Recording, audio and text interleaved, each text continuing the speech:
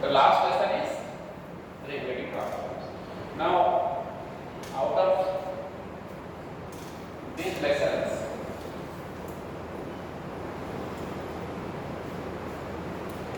lesson 27, 28, 29 were only for the frequency control.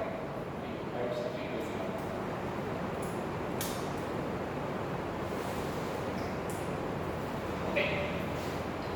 This was overview and this was area. Okay. So frequency control, we have discussed so many things because frequency is a system-wide phenomenon. So in the power system, if frequency needs to be regulated, that can only be done at the generator level because that is the megawatt power requirement for the whole power system. So only the generators can provide the megawatt power, right? However, so frequency is system level phenomenon. Whereas voltage is a local phenomenon. That means the area loop or the voltage control loop is mostly concerned about the maintaining the terminal voltage of the alternator. Okay. Generator cannot do much for the voltage regulation throughout the power system. Now, if it does that, it will be overloaded. So as you know, for providing leading reactive bars to the power system, the generator should operate in lagging power factor, right? A synchronous generator operates at lagging power factor to provide reactive bars to the system. So if you need to control voltage at a particular point in the power system, suppose this is a power system, you have a generator here which is connected by via transmission line to the grid. Okay. So somewhere here you need the voltage control.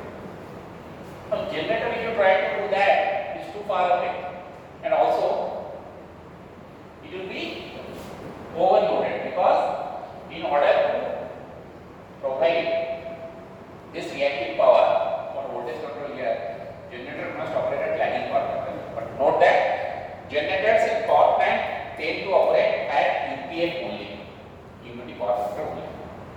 Okay, because if they operate at lagging or leading power factor, if you see the phasor diagram, they take more current. That means they are overloaded. We did not overload the generators for something as simple as voltage control, which can be done at the local level. Right? Therefore, this voltage control, for voltage control, we need several devices, and we have got transformers which can easily control this voltage at various steps of the system. Also, these substations, you have megawatt flowing through the system and megavar flowing through the system. Okay. Megawatt and megawatt. Megawatt is real power, that is real power equal to the system. But we discussed that in order to transfer megawatt between two parts of the power system, there should be a difference in the load angle. That should be different in the load angle. Whereas, in order to transfer reactive power between two system points, there should be voltage control. Okay, there should be difference in the voltage magnitudes. So, this depends on variation or difference in load angle, and this difference in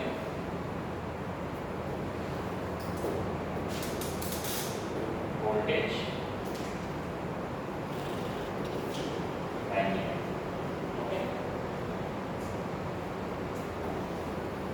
right?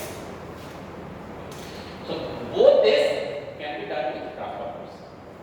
Even load voltage angle difference. Voltage angle is, when we say voltage,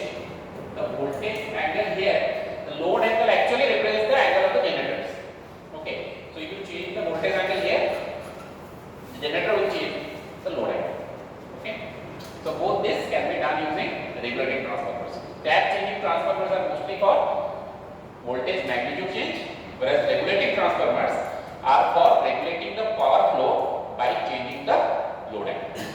Right? So we'll see briefly this thing. So we may get a very theoretical question on this. Okay. Okay.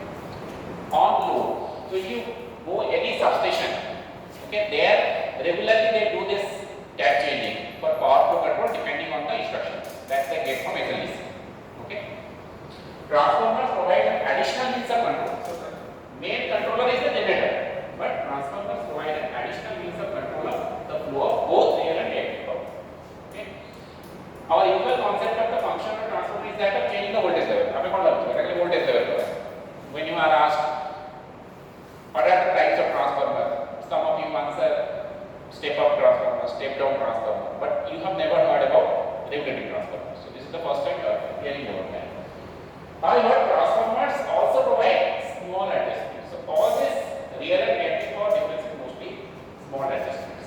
Okay. Voltage magnitude in the range of plus minus 10%. Similarly, transformers can also shift the phase angle of the line voltages, and shifting the phase angle amounts to transferring power flow between different parts of the network. Okay, but in a very small amount. Almost all transformers provide taps on the windings to adjust the ratio of the transformation by changing the taps when the transformer is de-energized. Okay. Some transformers are in our lab is there, but transformer should be off. But in substations, if you go, there are on-load tap changing. By means of motor, they do that. Okay. So a change in tap can be made while the transformer is energized, and such transformers are called tap changing transformers. So when you say tap changing transformers, those are actually on load. When you see this abbreviation, OLTC transformer, these are actually on load tap changing transformers. Okay, because taps are there in all transformers. Only when it can allow for tap changing when it is on, which is specifically designed for tap, it's known as the OLTC. Okay. The tap changing is automatic and operated by motors, okay, which responds to relays set to hold the voltage at the prescribed level. Voltage should be held at the prescribed level according to the tap is automatically changed.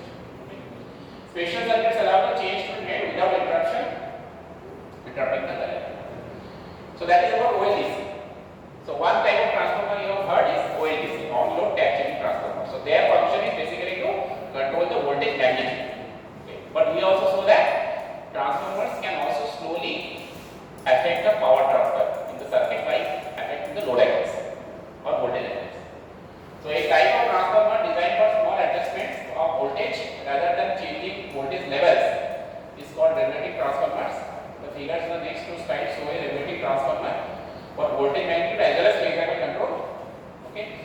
Each of the three windings to which taps are made is on the same magnetic core as the phase winding. The phase winding voltage is 90 degree out of phase with the voltage from neutral to the point near the center of the tap winding.